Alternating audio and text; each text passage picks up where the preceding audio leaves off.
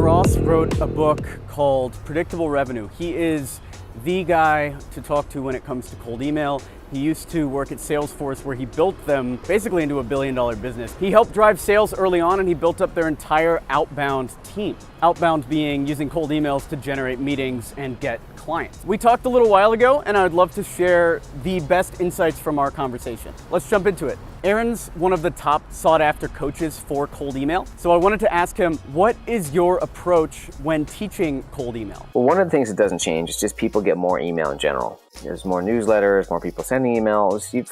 There's more cold email as well, but there's just more email, and there's just more messaging of different areas. There's Slack, there's this. So I think the future is, again, more email, more channels with more messages, right? So there's this ever more competitive to try to get someone's attention. And so where cold email fits into, there's a lot more cold email. And I think a lot because of predictable revenue. And there's a lot of people sending emails just like the predictable revenue style, sort of short referral emails. There's a lot of people who've created new, there's lots of personalized email. There's all kinds of cold email. So what hasn't changed is that cold emailing still works. You can't be as lazy about it. It can work very well. You have to really know your stuff more, just because there's so much competition for people's attention, whether it's regular emails or cold email or whatever it is.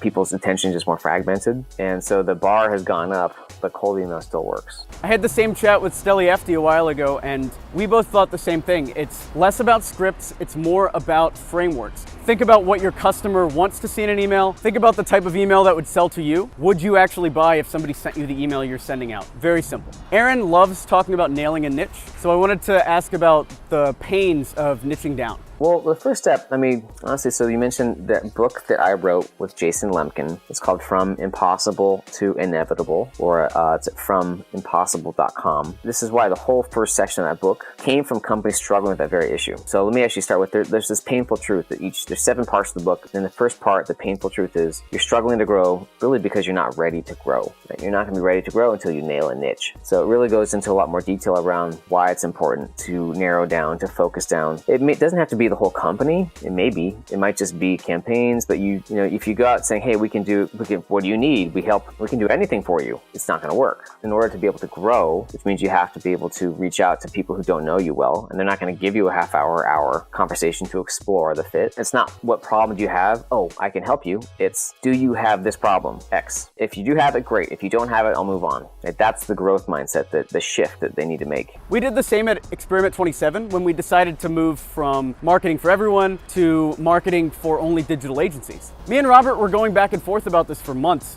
to niche down. It really is a psychological process. But as soon as we niched down, that first month that we decided we were only selling marketing reviews to digital agencies, our company blew up. I did a Reddit post a while ago. We generated something like $400,000 in annual recurring revenue in 30 days. So niching down works. It's just that psychological process that's so taxing of actually choosing a niche and committing to it. Next, I asked him, what are 2 reasons companies struggle? When we've seen companies struggle, either when I'm helping them build an internal team or when we've done prospecting for them, most of the time, there's really 2 reasons. One is because they don't have the right people. And the other is they haven't nailed their niche, right? They're in a crowded market. They're not really ready to succeed. They don't have case studies, or they don't know who their customers are.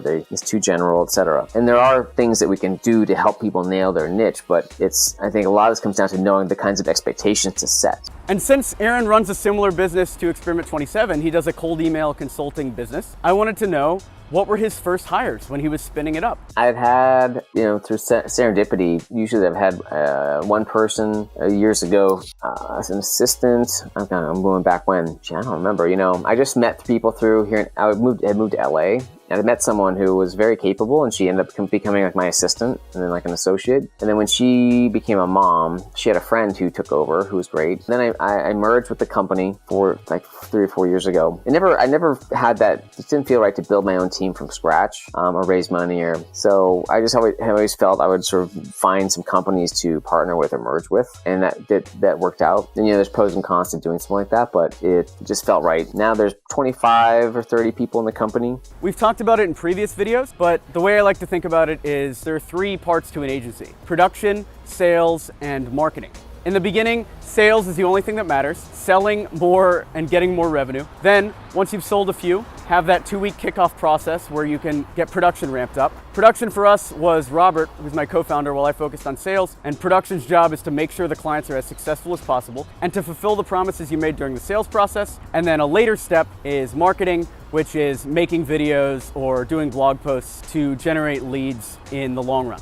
And the last thing I wanted to ask is how he manages his CEO. We have a weekly call, and we're on different calls, often like a sales call on Mondays, and trying to be more active with the company too. So after January 1st is when I fly up every once in a while, but I want to be more active with different teams and going up to Vancouver more often. That's really most of the people are. So I'm not trying to step away and have them do more. It's actually, I find I want to do more with it, just make sure things are on track and working the way I think they should be. If you watched a few of the past videos, you can tell I love this topic, and it's because Robert took over as CEO of Experiment 27, and it was probably the best move I've done in a while. Outsourcing yourself if you're bad at a job is huge, including not being CEO if you think you'd be better served by doing marketing or doing anything else. If you want to read more about Aaron Ross, check out Predictable Revenue. He also wrote another book called Impossible to Inevitable. I'll link to both of those in the description down below. If you found this valuable, I'd love if you would share this with a friend or two. We're trying to hit 100,000 subs this year, so every share counts. Also, if you want to see the exact discovery call questions we ask, so when we're on a sales call with a customer, how we're framing the sale, what kind of questions we're asking, we put together this doc. It took us about 2 years of learnings to have this together, and that's down in the description below. You can download that for free. I'm Alex Berman from Experiment 27. Thanks for watching.